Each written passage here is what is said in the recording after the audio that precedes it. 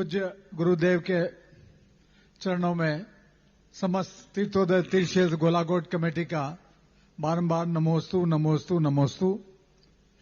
पूज्य शुल्लक जी एवं अलग जी के चरणों में बारंबार इच्छा में पंडित जी महाराज के चरणों में इच्छा में निरापर सागर महाराज जी के चरणों में बारंबार नमोस्तु नमोस्तु नमोस्तु। गुरुदेव, आपने अगले आने वाली 14 जनवरी को देवदर्शन दिवस के रूप में मनाने का जो आह्वान किया है, तो हम पूरी कमेटी वालों की ये अनुशंसा है, ये जिज्ञासा है कि हम इस दिवस को कैसे मनाएं कि तीर्थोदय तीर्थ क्षेत्र में इसको आपके बताए अनुरूप हम इसका इम्प्लीमेंटेशन कर सकें। नमोस्तु गुरुदेव। देव दर्शन के रूप में इसलिए इसको प्रसिद्ध किया गया कि आजकल लोग लौकिक व्यवहार में इतने उलझ गए हैं कि जो सम्यक दर्शन के प्रतीक थे पर्व, वे आज मिथ्या दर्शन के आधार बन गए। मिथ्या दर्शन के आधार बन गए।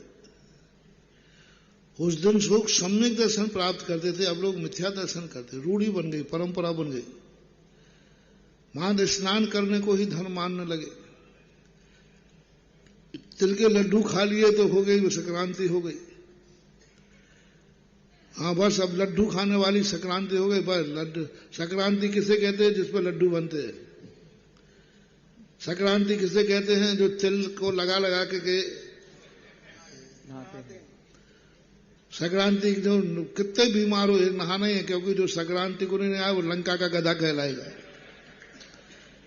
मूल सूप ही चला जा रहा है। रक्षाबंधन में चला गया, भाई बहन का रक्षाबंधन रह गया।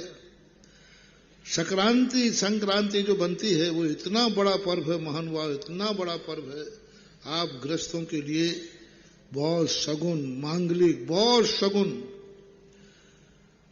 भरत चक्रवर्ती को उस दिन अपने महल में से बैठे हुए, ठंड का समय था, बिना नहाए वो भगवान के दर्शन किए। उसने देखा छत पे तो ठीक अयोध्या के एंगल पर सूर्य का जिनबिंब का दरवाजा पड़ा, वहां भगवान के साक्षात दर्शन किए। अब वो एकदम उठा, क्योंकि अब वो तो ढाई ना भगवान के दिन पूजा करें, तो यूं पानी डाला और चला गया। तो सबने सोचा कि अरे भरत चक्रवर्ती ने आज के दिन सही ढंग से नहीं नहाया, डुबकी लगा ली।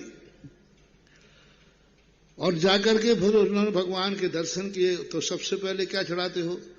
जन्म जरा मृत्यु विनाशनाय जलम निरुपामति। उन्होंने जल चढ़ाया सूर्य को देख के। सबने समझा चक्रवर्ती ने सूर्य को जल चढ़ाया। और भगवत तो थोड़ी सी देखते, आप तो क्रिया पूरी तो देखते ही नहीं। थोड़ी सी क्रिया देखी और लग गए, पूरा देखे ही नहीं। और बाद में चक्रवर्ती ने खुश होकर के मोदक वितरण कराए, तो वो लड्डू की संक्रांति बन गई। मूल में अकृत्रिम चैत्यालय सूर्यबिंब में स्थित जिनबिंब के दर्शन किए थे। इससे उसे दर्शन दिवस के नाम से हमने मनाने के लिए कई वर्षों से कह रहा हूं। आप लोगों को उस दिन पूरे परिवार को सुबह उठते ही पूरे परिवार को एक माहौल बनना चाहिए। शाम को कल का देव दर्शन सगुन है, मांगलिक है। कल देव दर्शन का वो प्रथम दिवस है। उस दिवस के दिन भगवान का दर्शन पूरे परिवार के साथ नहा धो करके सब सुबह उठ करके जल्दी और भगवान के पास जाइए। भगवान का साल भर में नहीं जाते हो तो कोई बात नहीं, संक्रांति के लिए दिन जाओ, देव दर्शन भी दिए। और मंदिर में जाकर के अष्टद्रव्य आदि ले जाइए और भगवान का दर्शन कीजिए, पूजन कीजिए। और पूजन करके आपकी जैसी शक्ति हो, अकृत्रिम चैत्यालयों की पूजन कीजिए। आपकी शक्ति हो तो विधान कीजिए। और उसके बाद आकर के फिर अपने गृह कार्यों के लिए जो तुम्हें लड्डू मड्डू खाना है वो खाते रहिए। लेकिन उस दिन देव दर्शन का विशेष महत्व होता है कि आज के दिन हमारे श्रावक, हमारे नेता को सूर्य बिंब के, जिनबिंब के दर्शन हुए थे। यदि आप तीर्थ क्षेत्रों पर जाते हैं तो मकर संक्रांति के दिन तीर्थ क्षेत्रों पर जाइए और तीर्थ की वंदना कीजिए। मकर संक्रांति के दिन तीर्थ की वंदना कीजिए उसका एक लाभ अलग मिलेगा। भले तुम सूर्य बिंब के दर्शन नहीं कर पाए, लेकिन घर से निकल करके किसी तीर्थ के भगवान के दर्शन तो आपने किए। तो बड़ा रूप में नहीं हो पाया तो छोटे रूप में नहीं, गंगा नहीं जा पाए तो गंगा झाड़ी से ठीक, मन चंगा तो कठौती में गंगा है। तो इन मंदिरों के दर्शन के लिए उस दिन एक माहौल विशेष मंदिरों का होना चाहिए, विशेष अभिषेक होना चाहिए, विशेष पूजा होना चाहिए और सामूहिक पूजा पूरे परिवार सहित करना चाहिए। घर से श्रीफल ले जाओ, अष्टद्रव्य ले जाओ, और भी जो कुछ ले जाना है, जो तुम्हारी शक्ति है वह ले जाकर के उस दिन जिनेंद्र भगवान की पूजन अर्चन करना चाहिए। उस दिन भगवान ने संक्रांति दान का दिन भी माना जाता है, तो दान का दिन भी यही है। चक्रवर्ती ने उसके उपलक्ष्य में किमिक्षिक दान दिया। सबको जो दान देना है वो दान देने के लिए वो परंपरा आज भी है। संक्रांति के दिन दान देने की परंपरा है, खास तौर से गौ के लिए गौ दान होता है। लोगों को मकर संक्रांति के दिन गौशालाओं में जाकर के गौग्रास करके उसको हरियाली खिलाओ, लापसी खिलाओ और बहुत सारी चीजें, लेकिन इतना ही खिलाना कि एक दिन इतना खिला दोगे। हाँ, कई लोग इतने हैं कि वो जो मकर संक्रांति के दिन इतना गुड़ खिला देते हैं, लापसी खिला देते हैं, अब गाय ने साल भर कुछ खाया नहीं। उस दिन आपको खिलाना नहीं है, उस दिन आपको घोषणा करना है कि भाई आज जिन्होंने खिला दिया हो, आज के उपलक्ष्य में कल मेरी तरफ से कर देना, परसों मेरी तरफ से कर देना।